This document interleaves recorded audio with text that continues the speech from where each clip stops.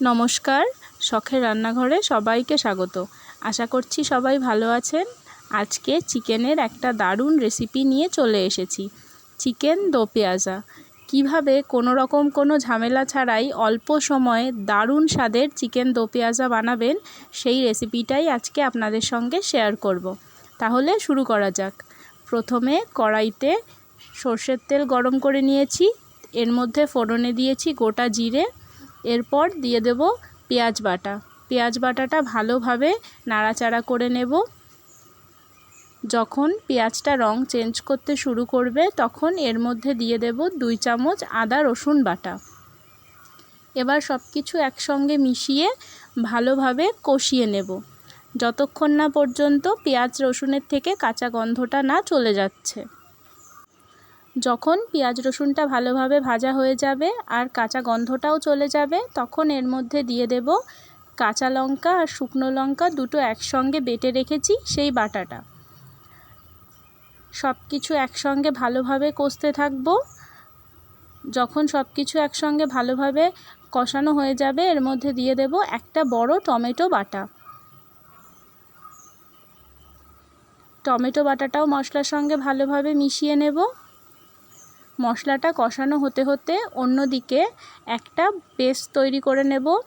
এই পেস্টটার মধ্যে দেব টক দই, 2 চামচ হলুদ গুঁড়ো, 1 চামচ ধনে গুঁড়ো আর 1 চামচ জিরে গুঁড়ো। সব কিছু একসঙ্গে ভালোভাবে মিশিয়ে নেব। অন্যদিকে মশলাটাও ভালোভাবে কষানো হয়ে গেছে। এবার এর মধ্যে দিয়ে দেব ধুয়ে পরিষ্কার করে নেওয়া চিকেন। মশলার সঙ্গে চিকেনটা খুব ভালোভাবে মিশিয়ে নেব। এই সময়ে দিয়ে দেব স্বাদমতো লবণ। লবণ দেওয়ার পর ভালোভাবে মশলাটার সঙ্গে চিকেনটা মিশিয়ে নেব। এরপর এর মধ্যে দিয়ে দেব আগে থেকে তৈরি করা টক দইয়ের সেই পেস্টটা। এবার ভালোভাবে কষাতে থাকব। টক দই দেওয়ার জন্য অনেকটা পরিমাণই জল ছাড়বে, সেই জলেই চিকেনটা মোটামুটি 60% সেদ্ধ করে নিতে হবে। পুরো রান্নাটাই মিডিয়াম টু হাই ফ্লেমে হবে।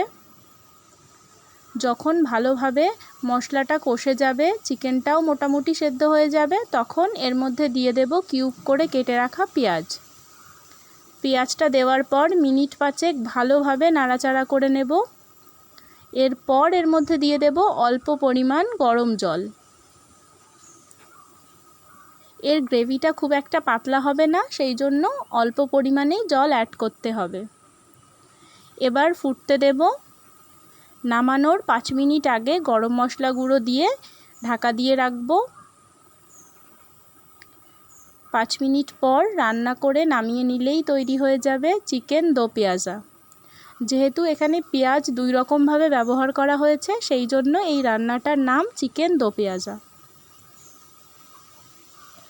রেসিপিটা সবাই বাড়িতে ট্রাই করবেন আর কমেন্টে জানাবেন কেমন লাগলো।